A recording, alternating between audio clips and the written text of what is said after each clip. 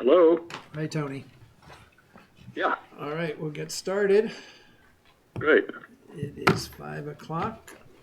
I will call to order the meeting of the Nantucket Memorial Airport Commission for December 11th, 2018. I have several announcements. The first is that this meeting is being both video and audio recorded. The second is that Mr. Buscarin is participating remotely because it is unreasonably difficult for him to be present. And finally, a note about the January and February meetings. Because this room was booked for our regular commission times in both January and February, the January meeting is being changed from January 8th, Tuesday, to Monday, January 14th at 2 p.m. here in this room. And the February meeting is being held the same day as usual, February 16th, but the time will be 6 p.m., an hour later. And then in March, we'll resume the second Tuesday of the month at 5 o'clock. Thank you. Mr. Chairman, I think February is the 12th, not the Right. 16th. February is the 12th. What did I just look at? You were quite right. It is the 12th. February 12th, not February 16th. My apologies. Thank you. Are there any comments on the agenda? Hearing none, it is approved. Are there any comments on the minutes? A revised version was sent to you, I believe, yesterday.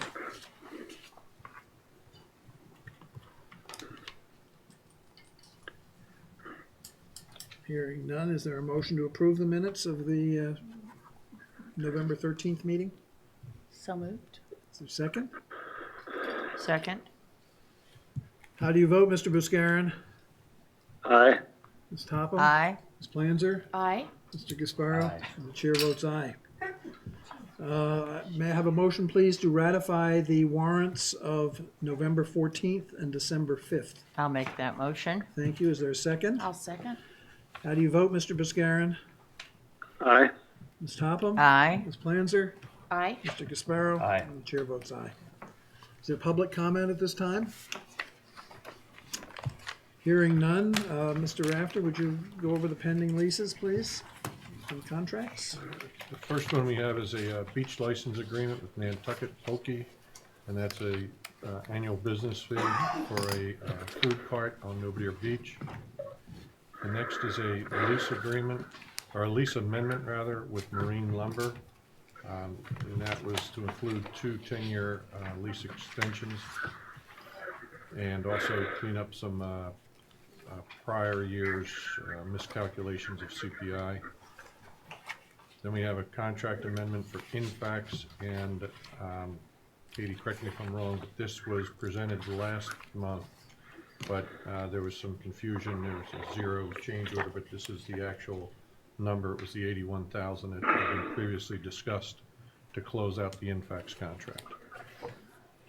And then we have a contract with McFarland Johnson for the task order, environmental assessment, environmental impact. There was some discussion at last month's meeting, and we had worked on getting an additional scope, but it will be a separate task order with McFarland funded through the airport to do the additional work. The next one on the agenda is pending, and that is a task order with McFarland Johnson for the security project, and that will be subject to grant notice. But we're going to approve it tonight? Or No, is it that's going to continue as pending until we receive a grant. Okay. Then we have the letter of agreement or engagement with Anderson and Krieger for legal services for the airport. I would make a, I have a question, Yes. excuse me. Is this a new lease for Island Poke? Is it new, It's a new business? operator, yes, for a food cart on Nobledier. Okay, and license. who is it, please? And the name- other part of my question is, or request is, could we have the people printed their name, something? We talked about that this morning. Oh, We know. good, so I'm not the only one. Right. no, I Thank you. brought that And up. do you, Yeah, I'm sorry? Devin Wright is right. the name. Okay. And But- he's got someplace way off, I've forgotten where he lives, or his address is. Tarzana, California. Yeah. So that was my question. Has he been here before? What's happening with him, or does it matter to I us? don't know the background, honestly, I'll be honest with you. We can research that more if you'd like. Well, I was just curious. I mean, he's got these wonderful ideas of what he's going to give back to the land bank and buy local and serve, that. I just thought some of it was, I wanted to know who he is and what he was doing. So it's somebody Wright, did you say? His name is Devin Wright. Devin Wright. Devin Wright. Thank you. Not that that matters to me, He probably. said that that's his company address right now. In the meantime, as he gets a Nantucket address, I'm not exactly sure. I didn't ask him all those questions. Yeah, we don't really need to know that just for a license. Right. No, it just says, just seems strange that if it was new and I didn't know anything about this person or who he was. So thank you. So now, Mr. Gasparo. I'll follow up question on that, and we're comfortable that there's adequate space with the other licensees. The way the licenses have been issued in the past have been a first come, first serve, and we go up to a maximum, I think, 2 or 3, and we have language in there that if there's more than one, they have to work out the hours and days so that they're not there at the same time. So have we had people previously more experienced? Previously, we had 2, was the max I think we issued. And they worked out the schedule as to what days, they split the days of the week. Then they decamp to the brewery. Right, yes. Yeah. I'm kind of curious as to whether, Last year, we did not have any food carts. We I don't just think we've just had had it the for a Okay. surf couple of school. years. okay, Yeah, and I think it's been 2 years. all right. We had the surf school and bar ballet last year. Thank you. Thank you. I would make a motion to approve the pending leases, contracts, and agreements on Exhibit 1, accepting the grayed out McFarland Johnson contract for task order MJA04. I'll second that motion. Some further discussion, comment? How do you vote, Mr. Buscarin? Aye. Ms. Topham? Aye. Ms. Planzer? Aye. Mr. Gasparo? Aye. Chair votes aye. Thank you.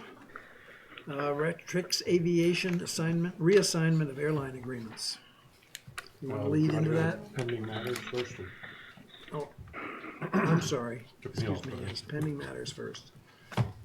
On the, if I may, the general fund repayment, I had a meeting with the FAA and another meeting with town regarding the repayment. I believe the town will be submitting it to DOR for their review. And FAA indicated that they would like to have MassDOT and the DOR sign it before they would approve it. But we're still looking at approximately $4 million, and the FAA has denied about $600,000. So this will be for the net amount, after what's been denied. Yes, it'll be based on what the final, and again, this is, I don't want to speak for the town, they have to get the DOR's review first, and then they have to take it back to the select board, I believe. So town takes it to DOR. It's not Yes. our responsibility. Correct. Okay. And any other questions on that one? On the crew quarters, it was a topic that was discussed at our long-range plan and policy subcommittee. And based on those discussions, we will be taking, we'll be putting in for a capital request in the FY21 budget to engage the services of an OPM as well as a design firm to develop conceptual plan, site plan, cost estimates, and evaluation of operating methods. Additionally, I've been invited, bless you, Thank I've been you. invited to participate in a working group that the town has formed for their housing as well, and they have a meeting scheduled in January.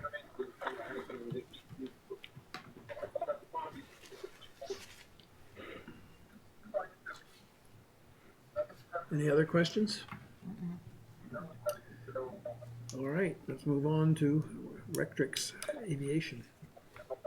In your packet is a reassignment of airline leases for Rectrix. Rectrix has been purchased by Ross Aviation, and it's just simply, I guess the best way to put it is a name change.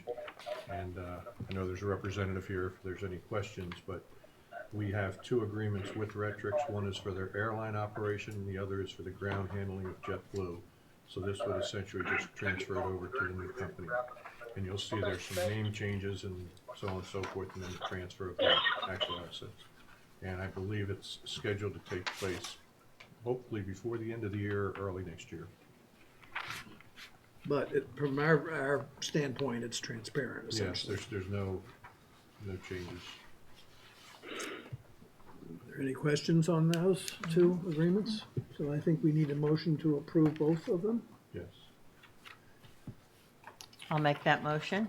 I'll second. Further comments or discussion? How do you vote, Mr. Buscarin? Aye. Ms. Topham? Aye. Ms. Planzer? Aye. Mr. Gasparo? Aye. And the chair votes aye. All right, thank you. Thank you for coming. Thank you. And we now are on to the fiscal year, oh no, the preliminary rates and charges. Well, Do we want to do the wall? Wall, I'm skipping ahead here, obviously. that's okay. The Nantucket Memorial Aviation Wall, or Aviators Wall, actually technically known currently as the Pioneers Wall, was discussed at the subcommittee meeting as well. And it was determined that what we would do is expand the existing wall and either, if we can't balance it out in the existing location, we would move it slightly. But to accommodate, there are two additional members. The one that we have a request for, and I forgot to ask Mr. Sylvia, I believe there's one other individual on island that we had discussed. Right. I think you might know who it is, Dave, but anyway. Gibbs, is it Mr. Gibbs? No, not No. Maurice. I think it's a cousin of his. Maybe.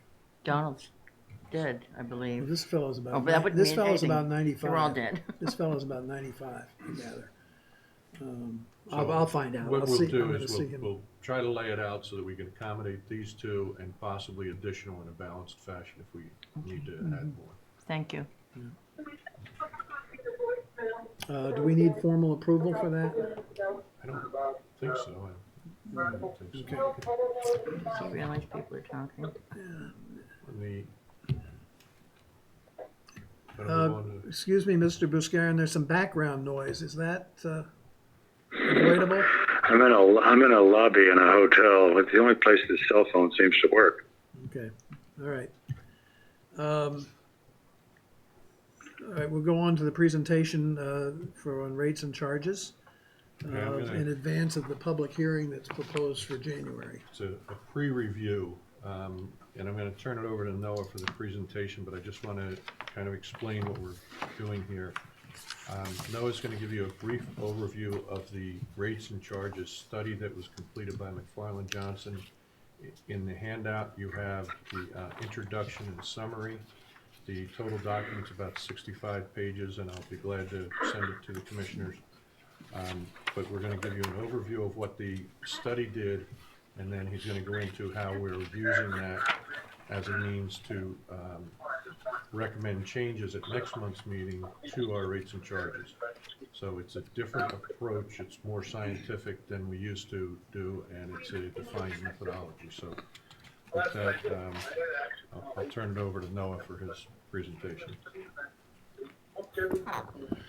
Thank you, Tom. Noah Carberg, Assistant Airport Manager. As Tom mentioned, the first 5 slides of this presentation will be addressing the rates and charges study, which was a document and an effort we received from the consultant.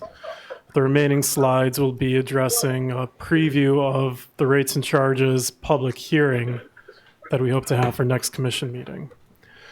As to the rates and charges study, this was a consultant effort delivered by McFarland Johnson as a AIP funded project. Total project cost was just around $100,000, 5% cost share. What it really provided us was the architecture for aeronautical fees, and that's a point I'm going to come back to again in this first part of the presentation. It wasn't a traditional deployable product as you think of a document that we refer to for use. It was a methodology, if you will. And this methodology is a recommended fee structure for how we work to establish cost centers and allocate costs to those cost centers. I call it a living document with document in quotes because the document is not the important part of this. The important part of this is a database and spreadsheet feature. This is the database and spreadsheet feature. It's a series of 15 to 20 worksheets, workflows, and enabled macros in an Excel format. This is one of the simpler tables from that output. It represents our recent capital efforts and how those have been categorized. Those flow into subsequent worksheets. The model output, I enjoyed this figure. The model output is actually a requirement that the cost center needs to be self-sustaining. So in this case, model outputs for an aeronautical cost center would be a landing fee. It would be a landing fee in dollars per 1,000 pounds of maximum takeoff weight. Another output would be a ramp fee on the FBO side. It would be the cost structure assigned for a certain aircraft for a certain ramp night. And another output would be a terminal rent. How much would be charged in dollars per square foot per year to make that respective cost center self-sustaining. And I'll mention a number of caveats and exceptions. This is a powerful tool for us in accounting and rate making methodology. But again, I don't want anyone to confuse the outcome with the deliverable.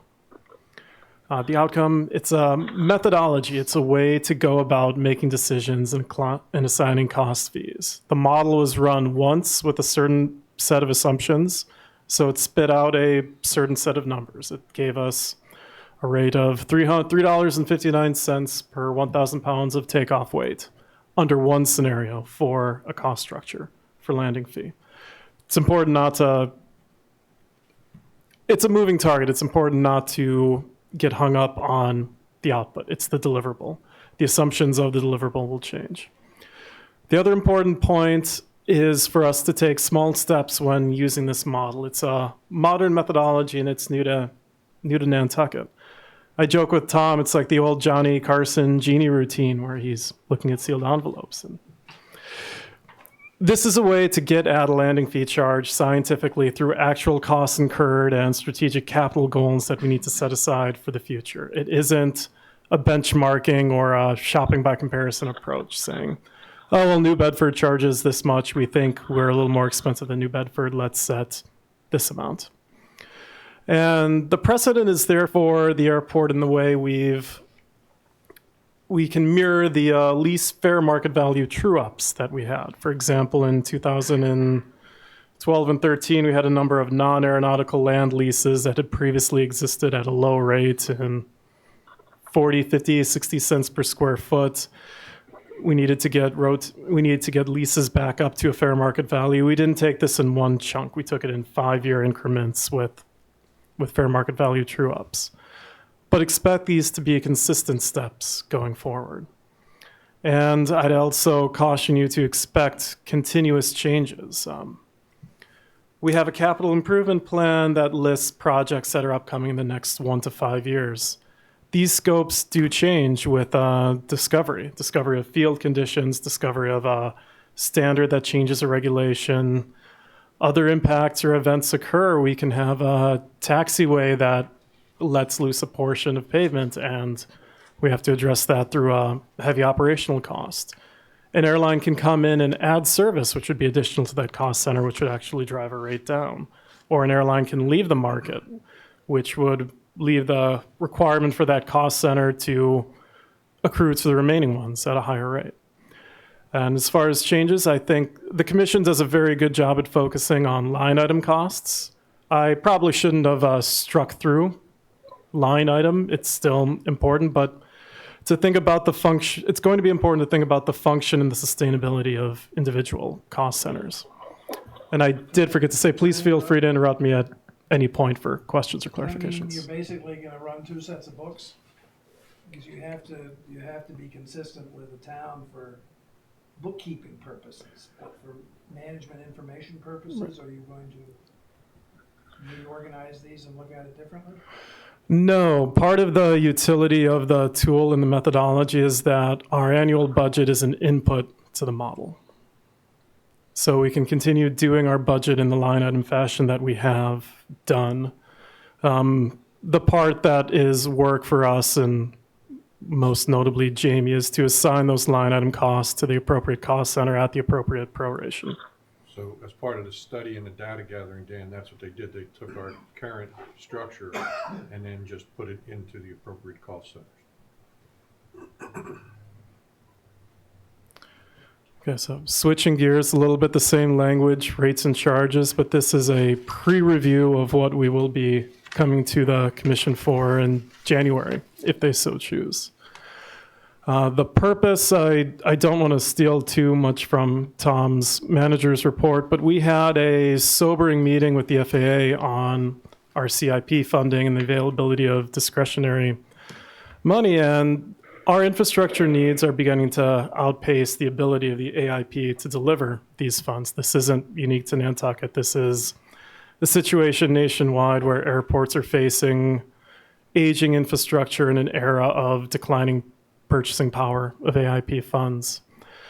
This gives the airport two options. It's managing a decline and or generating capital funding via user fees. And I'll give you a hint, we have to do both of them. The mechanism, of course, is cost recovery via rates and charges, which is why the establishment and the maintenance of these cost centers becomes important for the airport going forward. So, taken from our capital improvement plan, our infrastructure needs through 2024 are $66 million. The requirement to meet the $66 million is $9.5 million in AIP entitlements. I have a green check mark there. Entitlements are generated by emplanement fees. Emplanements have been steady and increasing, even though there's a delay by calendar year, 2 calendar years, and I believe we're receiving calendar year 16 entitlements now based on that formulation. There's a bit of a drag, but emplanements are good. We can meet it through our entitlement share. But through our AIP discretionary share, that doesn't look so good. FAA basically directly told us that, well, we only have $50 million a year. You need $40-some million over this time frame. Good luck with that. Mass DOT followed suit, saying, well, of course, we can match your entitlement funds. We don't think we can match that kind of discretionary number. And then, of course, there's our 5% airport share, which, of course, it is challenging given our debt service, but our operating revenues look adequate to cover that portion. But again, the two red X's in the discretionary and Mass DOT, it's a lack of system funding that's deferring needed work, not a lack of airport operating revenue. If I may note, I wouldn't say they're ruled out completely over that time period. It's just that amount was very high.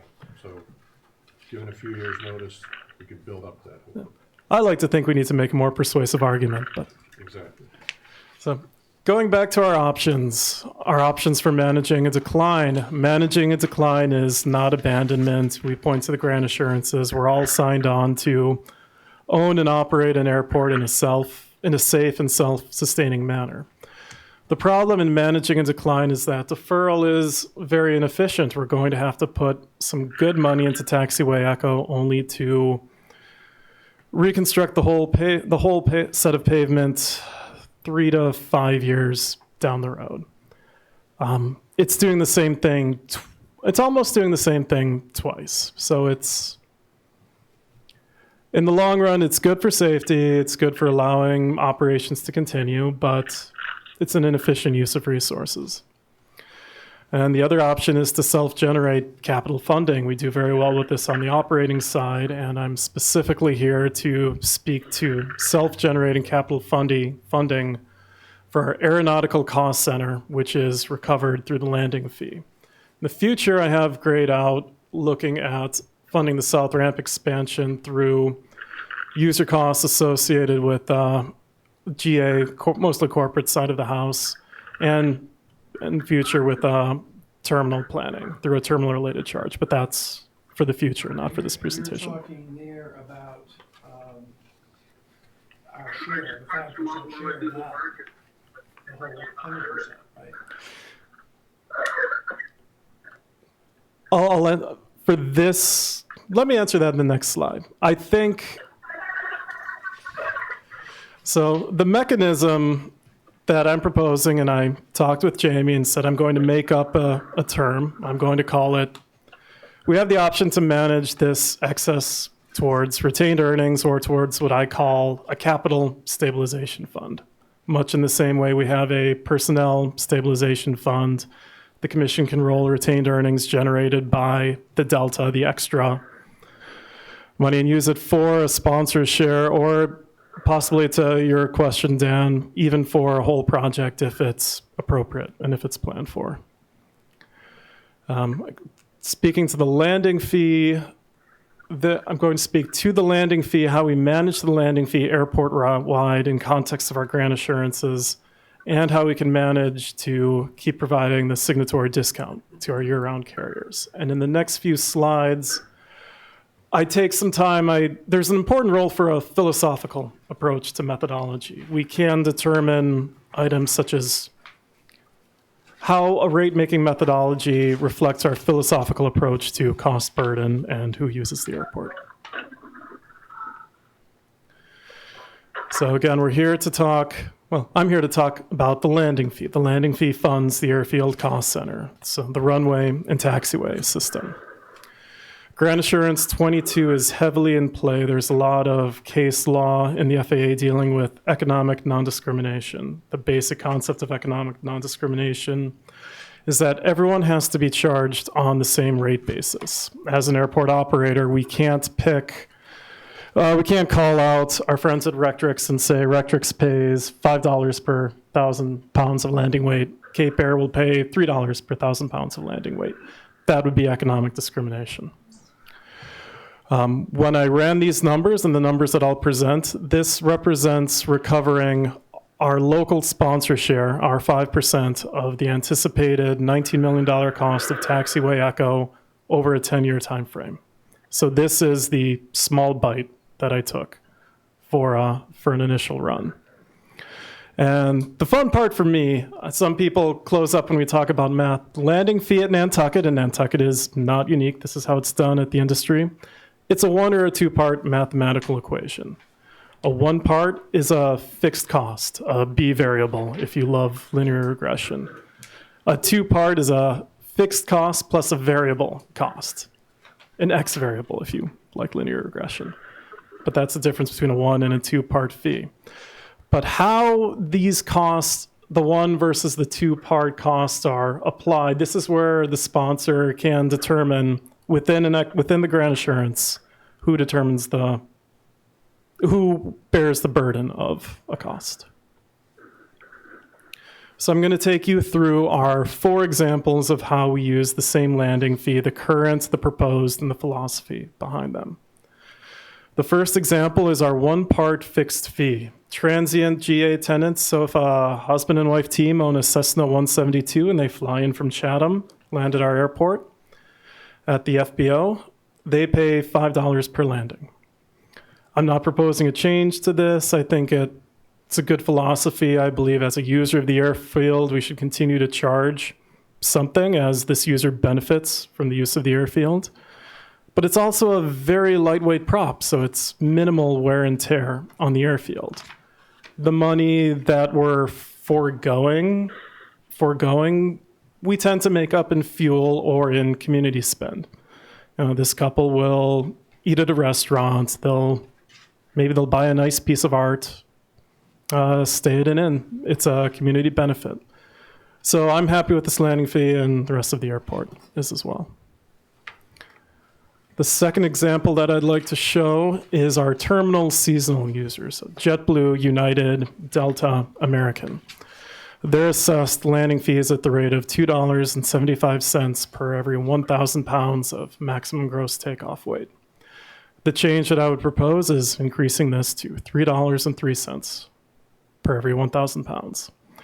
The philosophy, the largest aircraft are accelerating the damage and should bear a proportionate burden.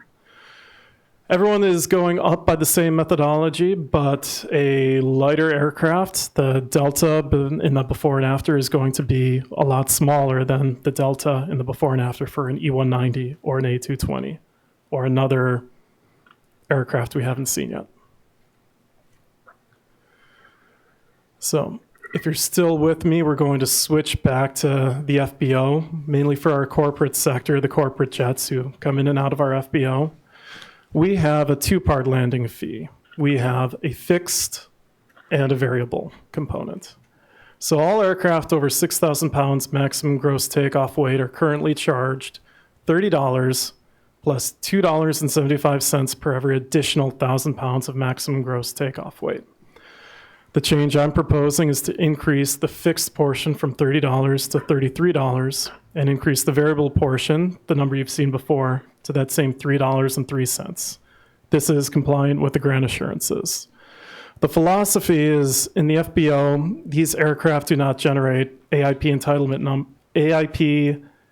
entitlement. The passengers in these aircraft are not categorized as revenue commercial enplanements. They don't count towards our entitlement, and they don't count towards our PFC. So it's appropriate and acceptable to add an escalator to the front of this equation, the $30 or the $33. And then since it's a variable weight, the largest aircraft bear their proportionate burden. A Gulfstream 650 will bear much more of this burden than a PC-12. And when we deal with our signatories, glad to see Mr. Bradley here. Our rate-making methodology is two-part. It's variable and a % discount. And again, this is an acceptable method for providing a price break to your signatory carriers. In the terminal, Nantucket identifies their signatory status as our year-round carriers in Rectrix and Cape Air currently. You see the same existing methodology, $2.75 per 1,000 pounds, which we then discount by a factor. We multiply 72.5% times that number. A 25% discount is about the industry standard for a signatory rate. So we're doing a little bit better than industry standard. So the change I'm proposing, all across the board everywhere else, we've identified the changes being $2.75 to $3.03. We can't get away from that. We have to use the same multiplier for our signatory carriers. But we can also increase the discount that we apply to them. So I'll get into why I backed into these numbers, but I'm proposing 68% times the new variable landing weight. The philosophy is that the signatories are our core businesses and they deserve a price break from our landing fees. But they should still share in the cost, but at a lesser burden.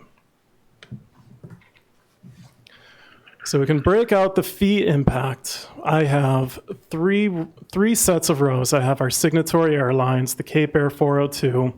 I threw in the Tecnam just in case it shows up tomorrow. And I have the Rectrix King Air. Second set, I have our terminal seasonal aircraft. And then I have some examples of aircraft from our FBO. Shows their maximum gross takeoff weights and their assessed 2008 landing fees, and how what I presented would impact their 2019 landing fees. So you can see for our signatory airlines, they're bearing a 3% increase in landing fees. Our terminal seasonal airlines are a 10% increase across the board, which then also carries down into our FBO aircraft.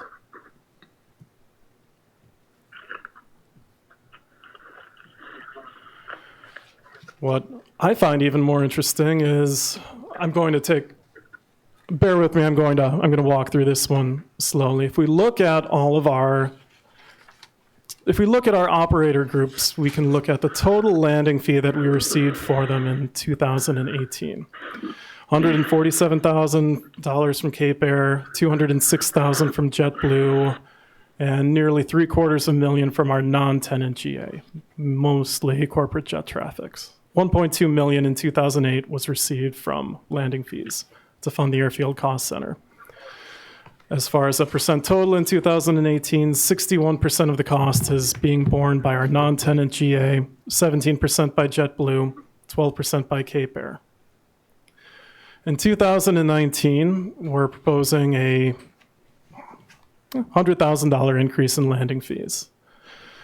You can see how those numbers carry forward in the 2019 fee paid estimates, and you can look at the changes to the percent totals. Even though Cape Air's fee would go up, they would bear less of a burden. The biggest increase in the burden would be on JetBlue, who happens to operate the heaviest aircraft. The highlighted column, the percent of the delta, if you take the 1.3 million, subtract the 1.2 million, you're left with $100,000 in change. Of that $100,000, of that change, that's being borne 49% on the backs of our non-tenant GA and 44% on the backs of JetBlue. So if you carry forward the methodology through our user groups, I believe it does a good job of assigning the increased cost recovery to those aircraft types that are causing the biggest wear and tear on the pavement based on takeoff weight. Takeoff weight is also a very good corollary for footprint, length times wingspan. Space is a limiting resource for us, so it works on that well. It works well that way too. Other recommendations, going back to my original 5 slides, this is the output from the single run of the rates and charges analysis. The rates and charges analysis recommended for our airfield cost center to be self-sustaining, that we charge our signatories $3.09. And we charge our seasonal airlines $3.55, and we charge the FBO $3.52. Again, there's a little bit of an apples and oranges comparison because they proposed charging everyone a variable rate where we have a different cost structure in place. This is part of the architecture that we review. The other way to do it, and I'll admit it's not a bad way, is to look at the city pair benchmarking. I've listed the city pairs where I could easily find information online with the rates and charges policy. I have one correction in here. Martha's Vineyard confirmed that they actually do not charge Cape Air a landing fee as their signatory, so the $3 should read 0. But as we found when we did commercial lease rates, we find that not only are our rates comparable to other airports, they're actually, in fact, lower once you compare our costs of providing these services. You know, a gallon of milk in Hyannis is a lot cheaper than a gallon of milk on Nantucket. The breakout for Hyannis, you'll see Hyannis in 4 different places. They break their landing fee down by ramp category. I didn't take an average. I put the whole set of data out there. Where I'm proposing to move Nantucket is from 275 to 303. That still puts us at the back half of the pack. Of course, this represents a variety of airports across hub size. You can see LaGuardia at 1263, and Hyannis's lowest rate category at $2.25. And If you then, average Hyannis, weighted average, do you know what you come out with? do you mind going back to that? Without weighting it by their traffic, I believe it would be 275. Yes, that's correct.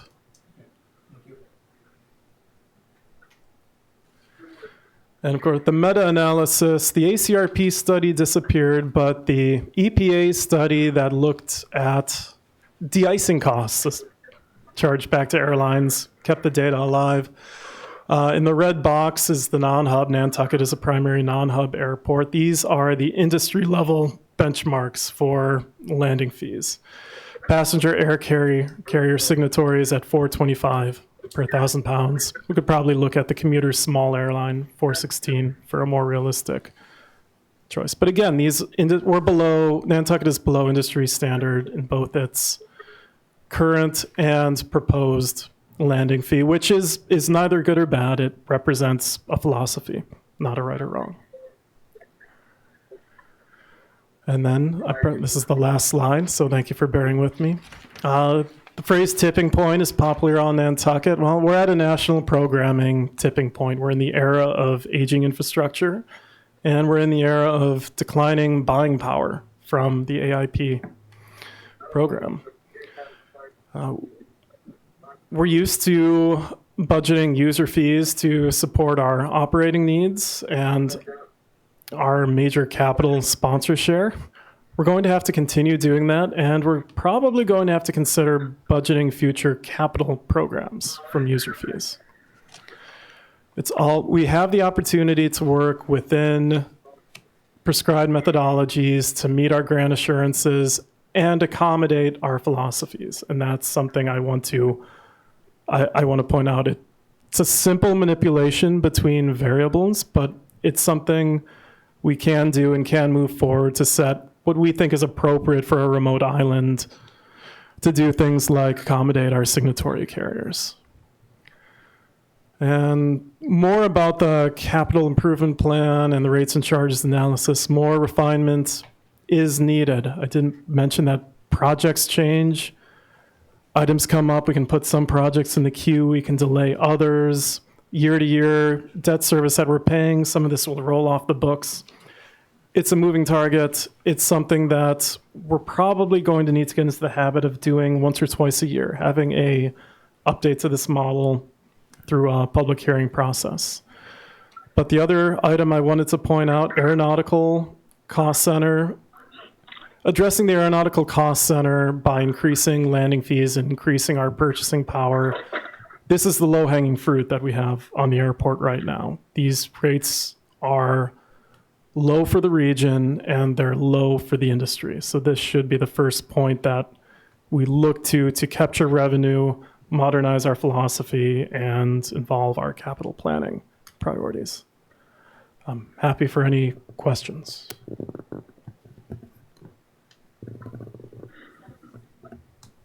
While people are thinking of questions, do you have any information on landing fees at Canadian airports and how they compare to landing fees at U.S. airports where they have no AIP or CIP programs in Canada? I do not. I'm going to defer to something that Tom told me, and I'm going to make an assumption that they operate more on the European model, which tends to, it's correct, Tom, the European model tends to minimize landing fees in favor of concessions and other revenue. There's a philosophy, and one airline attempted to use it in the U.S. but failed, Skybus, and their philosophy was that the airport should not charge them any fees because the airport should make it up through concessions, rental cars, and parking, and so on. And that didn't quite work in the U.S. I don't know, Dan, how that's applied either, but it is a whole different funding structure for this system there. And as Noah was mentioning earlier, and I sent around an article about some fees, the Transportation Trust Fund is continuously declining because of the lack of the airline fees paying into it. So, Yeah, to be precise, the airline ticket taxes paying into it, right? The well, ticket taxes. they're paying on the base fare. They're no longer paying taxes on the ancillary revenues. Right. Yes. Well, those used to be included in the base fare, and now they're not. That's absolutely true. But I think Noah did a very good job. No, but the reason I asked the question, excuse me for interrupting, but the reason I asked the question is because I think it's becoming more relevant for airports here, and this one among others, to look at these models and start thinking about. It hasn't been done officially yet, but they're essentially transferring the burden to the airports. Right. And you're absolutely right, and I think that's the way it was done through the Canadian system. But it's a much bigger picture item because now you have air traffic control too that is part of the system that has to be funded. And the question becomes, how do they fund that too?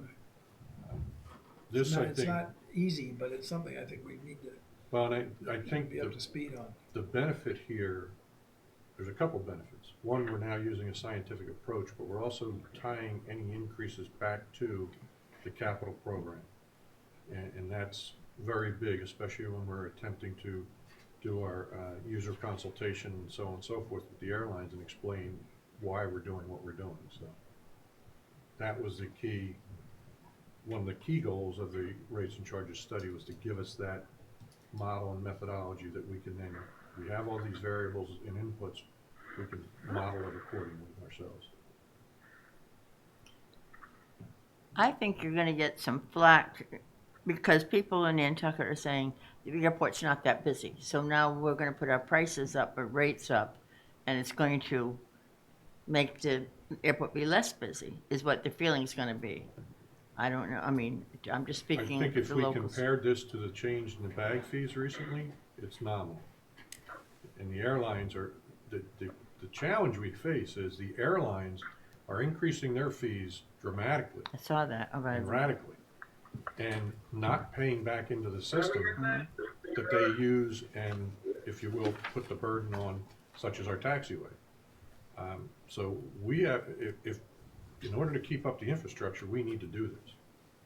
I mean, the highway system faces the same issues to some degree with the truckers. Well, and if I may too, Ms. Topham, I don't want to put no on the spot, but if you look at this increase over 100 seats, it's very nominal.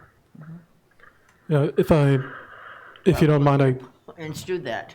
so to address that directly, not just as part of the sort of advanced accounting and statistics we're trying to do, we did calculate what our revenue is from airline on a per turn basis. On an annual basis, we make $26 per an aircraft, a Cape Air 402 arriving aircraft. So it's a couple of dollars per seat. So it's a very, very low cost environment for the airlines. I believe JetBlue, we make roughly $300 per aircraft turn. And those were the bookends. I don't remember where everyone else falls in between, but there are definite gradations. Rectrix, we make a little bit more per aircraft, but they're down by the Cape Air 402. Our other large seasonal air carriers are in the high 200s and low 300s.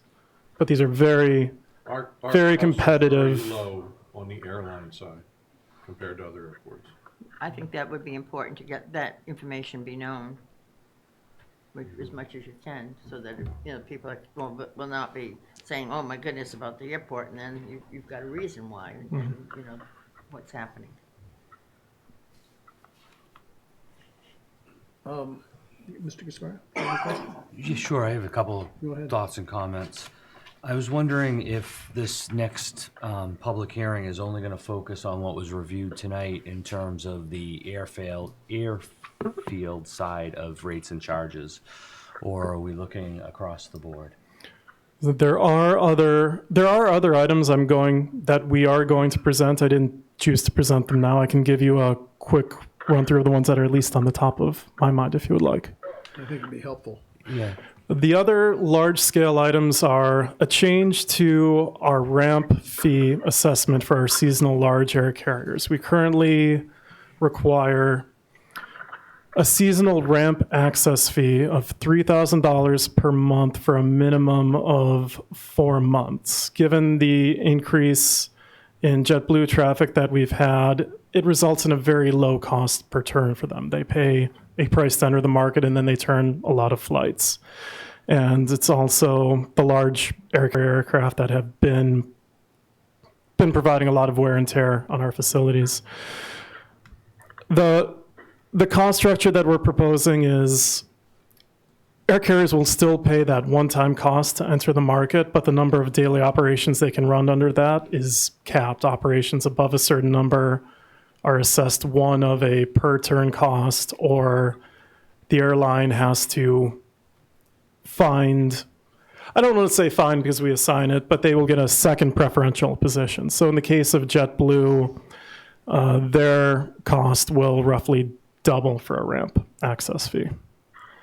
There is the next major item is, it's called an RON, a remain overnight fee. We didn't have one on the books currently. Aircraft operators are asking to keep to consider leaving a aircraft overnight. Most airports have cost recovery fees for that. I have a methodology Similar proposed to for the that. ramp fee over at the FBO. Yeah, similar to the ramp fee. It's not expected to be a major revenue item, but that's on the books. I believe we have a stair fee we're going to assess related to the extra JetBlue flights, per turn fee associated with that item. We have the tent phase 2 and whatever elements we will be assessing common use square footage associated with that.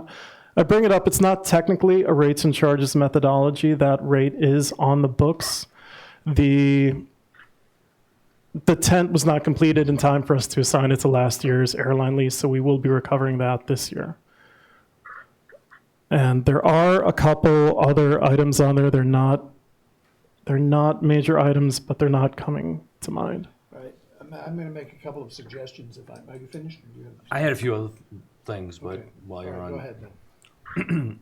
Thanks. I would like to receive the copy of the rates and charges study sooner rather than later to, before the packet, to be able to actually digest that.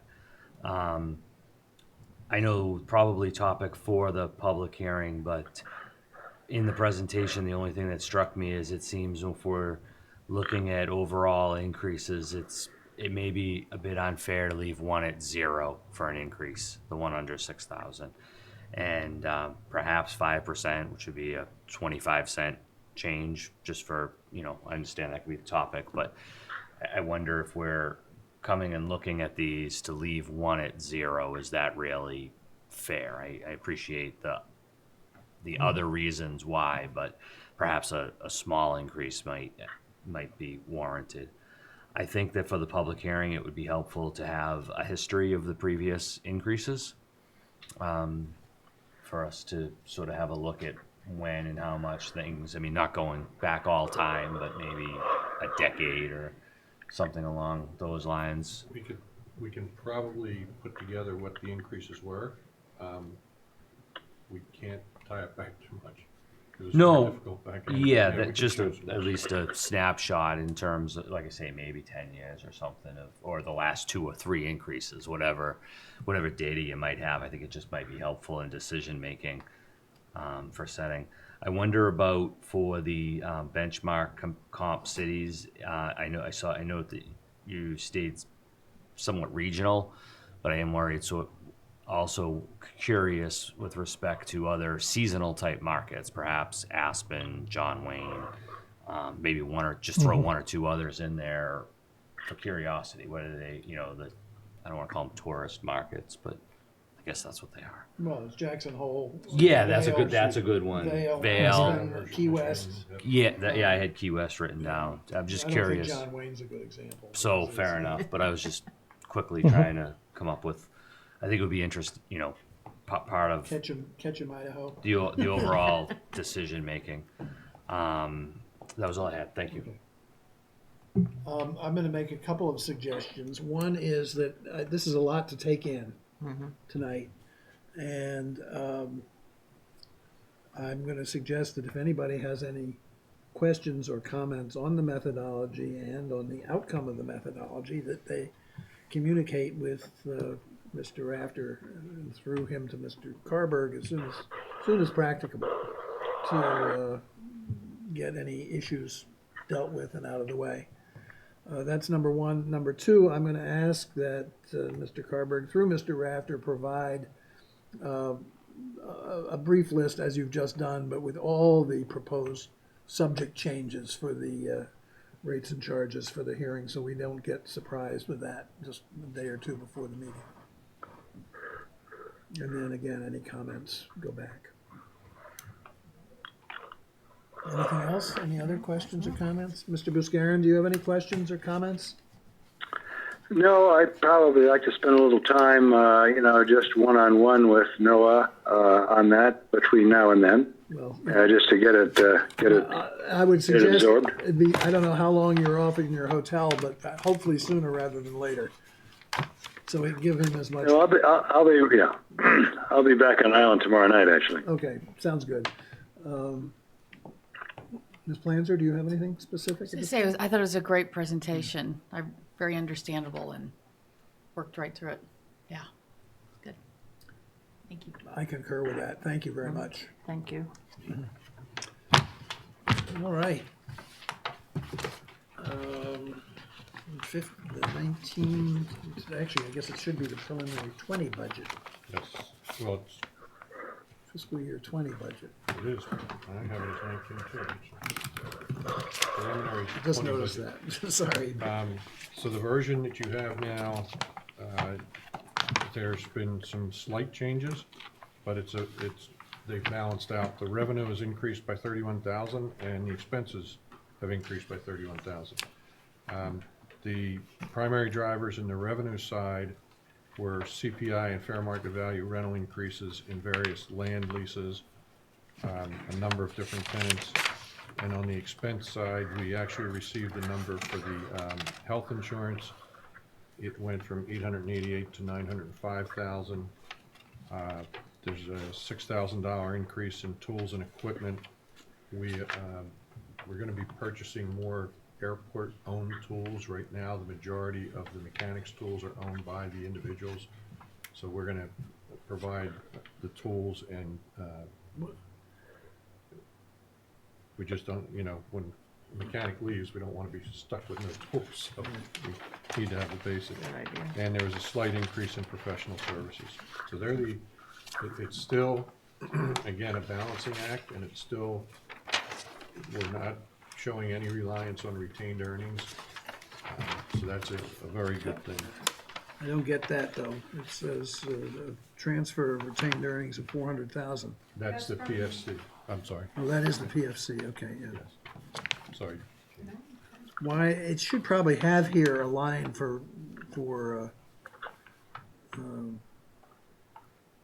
retained earnings. Certified retained earnings, and the PFC is separate, right? It's not part of certified retained earnings. Right. It should be down below. So there is, we show zero reliance on retained earnings here, because it's down here in the other The fund sources, balance. which have been reserved. So the PFCs are reserved, they weren't included in this number for retained earnings, we're paying ourselves back, and that's why it's coming back up from here. Right, but the 400,000 doesn't come out of that 2,161,000. No, Okay, so you're saying show the balance of the fund balance for the PFC, Right, just as we do retained earnings. Yeah. Okay. and any fund balance, it would be helpful to show the fund balance for the fuel revolver too. that's there. I guess it is here, isn't it? Yeah. Yeah, that's down below.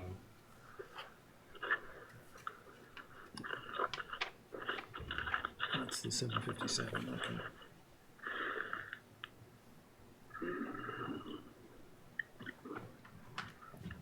All right, Question? yes, sir. Would the additional environmental study, which we discussed at the EE subcom, come under the professional services line item? That'll be under current budget, I believe. Okay. And I did notice you mentioned that the increase in the professional services line item for this budget of about a 25% increase, if I saw that right.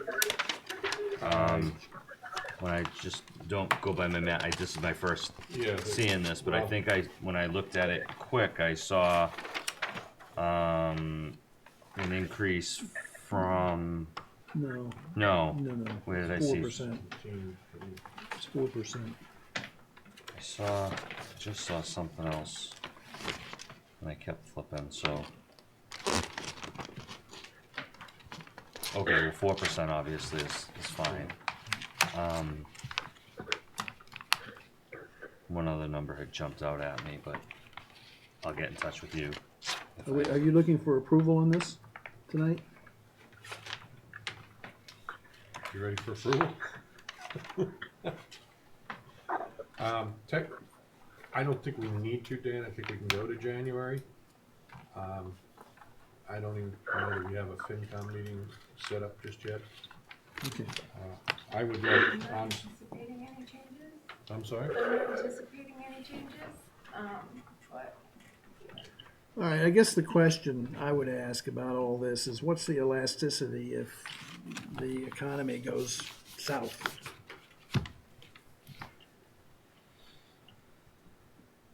That, again, is the driver of the fuel, which what we're seeing right now is the fuel going south Right. in price, which is a good thing. Well, no, I mean the gallonage because The of gallonage, and yeah, if the GDP and everything else Right. takes a hit. It's not very elastic, and that's part of the reason why what we're doing on the other side of the rates and charges is looking at the other side of the fence and saying, you know, we can't put all the eggs in one basket here. You will notice too that a major portion of the increase this year comes from land rent. So, you know, how is that directly related to the economy? One of the benefits, I think, is that we're seeing in our land rentals, they're smaller parcels, so, you know, may not be as significant an impact. The biggest impact on, if the economy goes south, is gonna be in the corporate jet activity, and that's the fuel. and landing fees and so forth.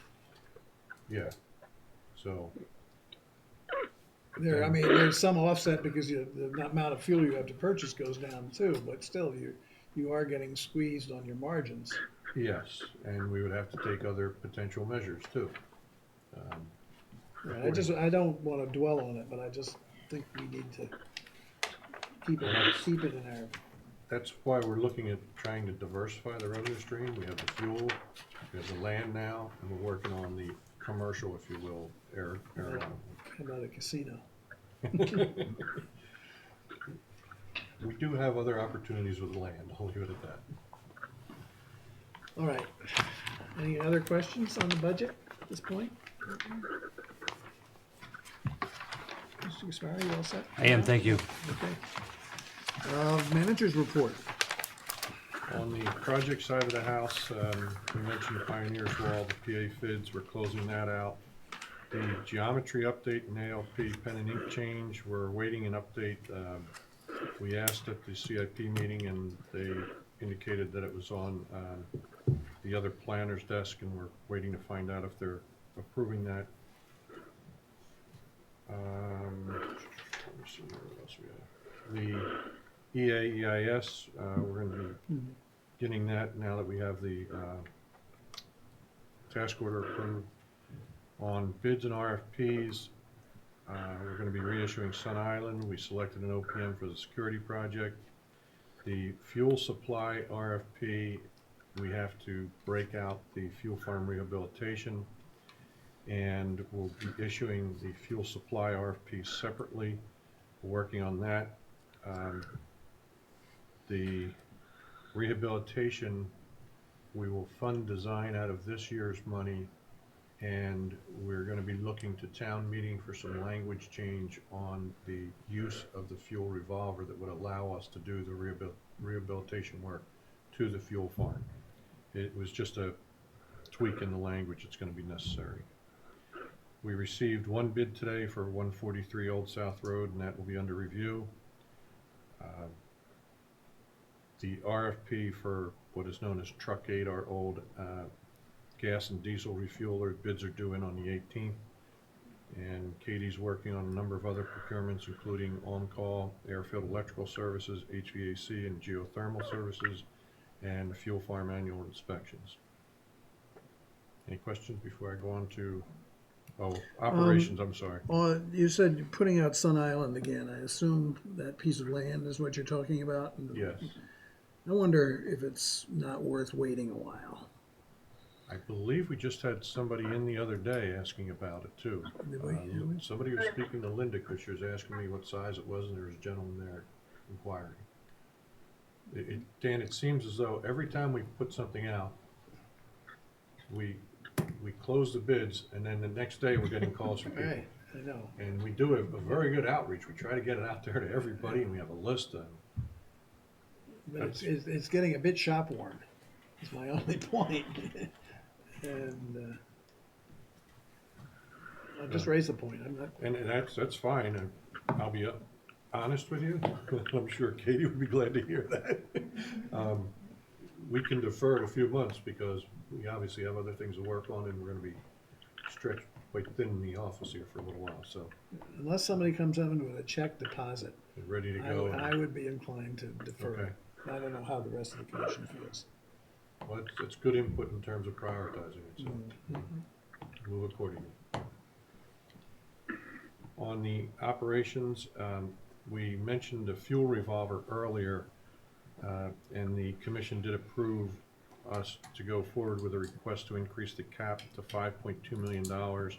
It's on the agenda for this Thursday at the Finance Committee, and I believe it's going to be on the Select Board agenda for next Wednesday, the 19th. Other financial news, the holiday results. Thanksgiving, the avgas gallons were up 1%, Jet A gallons were flat, but our total sales were up 20%. However, Stroll was down. Avgas was up again 2%, but avgas Jet A gallons were down 29%, and the sales were down 15% or 31,000. So although our total sales on Thanksgiving were up 28,000, Stroll they're down 31. So it's essentially flat between the two. I'm hearing that Stroll though was very good for the other retail restaurants and establishments. So. They just didn't fly their planes. I heard somebody complaining that she couldn't get into a bar on Friday night. And somebody said, well, if you get out to the brewery by 4 o'clock, you should be okay. Okay. Somebody said there was an hour and 45 minutes. The taxi had dropped somebody off and then they forgot their gloves, so they had to go back to they said, we're going back. It's an hour and 45 minutes. They weren't going to wait to get into the brewery. Oh my goodness. Cook at home and have none of these problems. Right, yeah. It's cheaper at home, too. Noah mentioned a little earlier our meeting with the FAA regarding our capital improvement plan, and it was not a highlight of our past couple of weeks. They indicated they will not fund any alternative resolutions to the North Taxiway. They gave us guidance on Taxiway Echo that they will issue a grant after we have the environmental done and permits in hand. The security project for the supplemental discretionary, we put a grant in for, and they really have no control over that. They're just the mechanism that they use, so they had no idea when, if we'd be awarded that. And again, the ALP response, they weren't sure when we'd be receiving approval on that. We also had a meeting yesterday with the TSA and airlines. We discussed a number of items from staffing to management, queue line management, equipment, pre-check. The TSA has taken a proactive approach. I'll give them credit. They've run numbers. Noah ran some numbers with them, but they're looking at being proactive towards this coming summer. They have done some. They're going to be doing some upgrades to the bag screening machine that will allow golf clubs to be processed. They're doing their preventative maintenance off hours. They're working with additional staff as well as training existing staff for leadership and management. And we, had a flat-out discussion with the airlines and said the biggest variable in this equation is scheduling. And if they can move their schedules a little bit, it helps relieve a lot of the pain. But we are looking at being exceeding capacity for the checkpoint throughput for a couple of hours each day, maybe Friday, Saturday, and Sunday, actually 2 different periods. So it's going to be important. The message that we want to get out to the customers is that it's critical to get here an hour before the flight schedule at a minimum. A lot of folks are accustomed to coming much closer to flight time, and that puts a significant burden on the throughput and the ability to get the flights out on time and process the passengers in bags. So we're going to be working on a number of different things to improve that for next summer. Let's see what else I have here. On the freight side of the house, we received a proposal from Cape Air to allow small parcels. We're gonna be reviewing that. We had considered some of it in the past, but there's some challenges, but I wanna take another look and see if there's any way it can be done. And maintenance has been performing crack sealing on the primary runway and taxiways, and there's a lot of that to be done. They're also, this time of year, doing a lot of mowing to comply with our ecological management plan. Any questions before I move on to statistics? October was not a great year or great month for statistics. Operations were down 32.5% over October of last year, and year-to-date down almost 19%. General aviations were down, operations were down 9.3. Enplanements were down 8.28 for October, still up year-to-date about 8.7%. Wasn't Columbus Day very early? I believe it was. Which may account Yep, it was for- like the weekend before it usually is. Yeah, Like, right, so which may account for the fact that, And we had some weather too, but I can't really draw any lines to what contributed to it. Cape Air saw a 7% increase in enplanements. JetBlue was down 10%. Nantucket Air was down 36%. Tradewinds down 23%, and Retrix down 19%. In the Boston market, Cape Air experienced a 1% decrease, while JetBlue saw a 36% decrease. New Bedford traffic continues to climb though, and was up 39% or 160 passengers. Cape Air's White Plains traffic was up 35% over last October. And in the Hyannis market, the total market was down 23% or 477 passengers, with Cape Air up 99 passengers, Nantucket Air down 358 pax, and Retrix down by 218 passengers. In October, Retrix had 53% of the Hyannis market, while Cape Air and Nantucket Air had 47% of it. In JFK, Cape Air picked up while the day after JetBlue stopped and carried 49 passengers with a load factor of 68%, while JetBlue was essentially flat, carrying 2,062 passengers. The LaGuardia market, Retrix, as you know, is flying LaGuardia, carried 13 passengers on 5 flights. Vineyard traffic continues to decline and was down 60%, or 118 passengers. If there's any, I guess, silver lining, I'll get there in a minute for November. But October jet fuel gallons were down 3.15%, year-to-date up 10.7%. But for November, they're up 17.67%. Avgas for October was up 4%, and year-to-date about 10%. For November, they were up 40%. So November fuel sales look good. Freight for October was up 18.5% over last October, and about 8% year-to-date. And noise complaints were the same at 1 for last year. And that concludes my report. any questions? Thank you. Personnel, didn't you have one personnel matter to report? Or is that an executive session? It's on that. No, the only change, we had a mechanic start, Jed. Well, the person who was on, Oh, yeah. We okay, had one individual that was out on a light duty. He returned to work with light duty, and he's been cleared now for full duty. So back to full service. That's good news.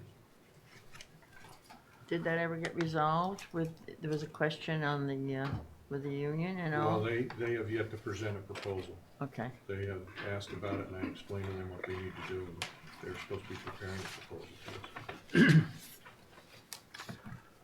all right. Under commissioners' comments, I'm gonna give a quick review of the long-range planning subcommittee meeting. Apologize for reading from my iPad for this, but I don't have a hard copy, and these are still in draft form. Some of the matters have already been reported on. The aviators wall, we've discussed. The crew quarters, Mr. Rafters discussed. And we did talk about where it came in priority, where the crew quarters project came in priority in relation to other capital projects involving safety. And I think that the consensus was that we should go through the design process of the crew quarters project and then see where we stand in terms of other funding and other projects. Yeah, and that will give us more accurate cost estimates. Right. On the capital projects update, I think we've been through all of them, the environmental assessment, EIR, impact report. And again, all of those that are subject to reimbursement will be held until the funding is in place. The hold room phase 2 is basically on us. And it's going to be a modest improvement, I gather, from what Mr. Rafter was saying. The fuel farm rehabilitation, we've talked about. The security upgrades, again, is an AIP project, which, or I'm sorry, a CIP project, I guess, which we need to have the funding in place before we can go forward with it, although we are moving to do the design on that, are we not? No, we have to, the design is on hold, Okay. awaiting the grant notification. All right. But we have that we've instituted that process, have we not? Yeah, we've applied for the supplemental $1 billion infrastructure funding. And then taxiway echo, we've still got a lot of hurdles to cross there, but we'll start with town meeting. We'll try to get the whole project approved at the April town meeting, and then once the reimbursement is approved, start funding it and bonding it as necessary as we go along. Right, the key there is going to be having that full appropriation so that when the FA money does become available, we're ready to go. We talked a little bit about doing something on the PR front to educate the community on the taxiway echo article. There was some feedback from around the time of special town meeting that people didn't understand that it was a reimbursable project, and they thought that the airport was looking for for appropriate approval to spend 20 million of its own money or the town's money on that project. So I think we need to do some education there. There's no impact on the taxpayer. I'll say that again. There will be no impact on the taxpayers of the taxiway echo project. And I guess there was a question from the public about any long-term plans to make changes to the terminal. And I think it's probably out of the question, but we're looking at ways to reorganize the current terminal. So, If I may too, Mr. Chairman, the critical part there is we're looking at a planning effort so that we're not spending good money after bad. Or putting good money after bad. We want to make sure whatever we're doing on a temporary basis is either reusable or falls in line with a future plan of some sort. all right, that's the summary of the meeting. Are there any questions about that? No, but you brought up something, someone had asked me what was happening, and I have to say, I don't ever go out of the restaurant, it seems, at the airport. What's happening with the gift shop, per se? Have they got their grab and go, or did that ever?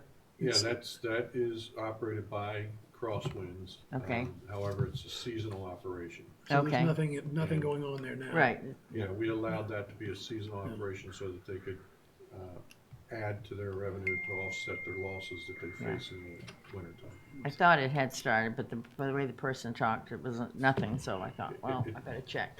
Well, it looks like nothing. Nothing, yes. When you walk through there Right, now, yes, unfortunately, but Got a little bit of a late start last season, and hopefully we're going to work with them to get better for next year. they actually did what they were supposed to do once they got going. Yes, but we want to try to get more hours on that. So. All right, thank you. Anything you want to report on the environmental subcommittee briefly? Sure. So we had a energy and environment subcommittee meeting. Tony and I, Noah, Tom, additional staff, and 4 major topics. One of which was for the to discuss the contract which we approved tonight with McFarland Johnson. And that's essentially what the recommendation from the subcommittee to the commission is, for the next meeting, I believe we should have a more formalized contract to do a study that would be outside of the scope of the contract which was approved tonight, to look at essentially the noise and air quality related to the existing ramp as well as proposed conditions. We looked briefly and had a brief discussion on the erosion, the fence, and some forward-looking thinking about the runway. We hit briefly on stormwater, just to wrap our heads around mapping, logging, and some preventative maintenance. And then habitat and invasive species management. NOAA really just reviewed with the subcommittee some of the progress and achievements and goals, all of which I think was well received. And it's really about all I have. I don't know if Tony had anything else. Mr. Buscarin, do you have anything to add to that? Well, I've just been mulling over expanding the ramp down further toward the water, and we discussed that at some length. You know, I think we may be buying ourselves a noise problem if we extend down that area. I don't know how valuable adding ramp space is to our revenue. So I'm just sort of wondering, expanding our footprint toward the water, you know, may or may not be a good idea. That's all. I think we need to think whether we want to proceed with that or not. Well, we're going to obviously have more discussions about that, but the real issue at this point is a safety issue, because of the need at certain times to, under the present configuration, to close 1533, the runway, to allow for the parking of planes. So that's the principal motivation for continuing to have the south ramp expansion Sure. on the agenda. How many weekends do we actually have that problem? 3 or 4. Yeah, Okay. The problem is that in the recent summer, it's gone into an overnight situation. In years past, it's been just during the day, and then we move them off of there. So when they're on there overnight, that's when it gets critical. One point I want to make is that although the master plan shows that south apron in one configuration, I've been in contact with our engineers, the new engineers, to look at a more narrow, linear type expansion that would not be as close to the roadway and give us the adequate parking to meet the needs that we have right now. Right. More to come on that topic. Sure. Anything else? Anybody? I had one comment back to just the long-range planning committee and taxiway. One of the things that we discussed in the PR is getting out there that it's not that it's a repair and maintenance project. It's not an expansion type. While there are some slight modifications to improve the functionality and safety, the perception when the general public sees a number like 25 million may be that it's an expansion project, and that we have to do a good job showing that we're being good stewards of the airport for safety reasons, rebuild a taxiway. Yeah, we're not adding a new one. That's correct. That's a very good point. It might seem obvious to us, but I think that the folks that don't sort of live and breathe this stuff. One other thing we learned recently that is driving the cost as well is that there are portions of that taxiway that are higher than the runway, which is not necessarily the way it's supposed to be designed. So there's going to have to be some earthwork. But as you say, it's all in the same basic area. It's the same taxiway. Same configuration. Yes. Nothing new. Nothing. A couple widened fillets. That's about it. Maybe some cut and fill with the erosion problem. They can put it there. All right. Is there any further public comment, or is there any public comment at this time? Hearing none, I will entertain a motion to go into executive session under General Law, Chapter 30A, Section 21A, to review the minutes as enumerated on the agenda for review and possible release, or for possible release, and B, under Clause 3, to discuss strategy with respect to pending litigation in respect to the resolution of the Apron Area 3 pavement project. Chair has determined that an open session may have a